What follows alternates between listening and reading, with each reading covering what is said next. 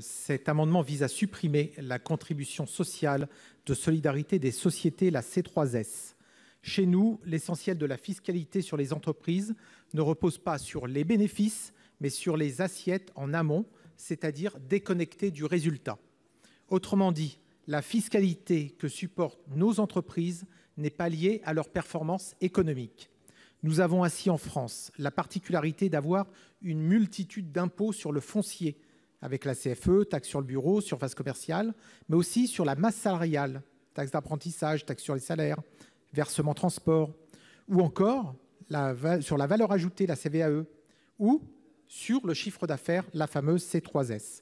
Ces impôts dits de production représentent plus de 75 milliards d'euros en France, c'est-à-dire 3,2% de notre PIB, 8 fois plus qu'en Allemagne, 2 fois plus que dans la moyenne européenne.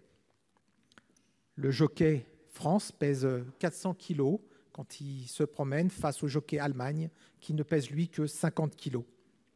Bonjour pour gagner la course. Par ces impôts, nous laminons la compétitivité de nos entreprises sur des produits à forte valeur ajoutée comme sur des produits plus basiques tels que par exemple les masques de production. Ce qu'il nous faut, mes chers collègues, c'est que ceux qui produisent en France soient sur un terrain à concurrence égale avec les autres pays. Cela passe par la diminution de ces impôts absurdes et même, à terme, de leur suppression.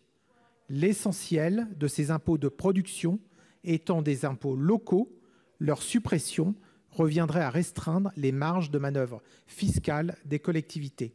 C'est pourquoi il faudrait, Monsieur le Ministre, approfondir en parallèle la question de l'autonomie fiscale des collectivités locales afin de les rendre à la fois plus libres et plus responsables.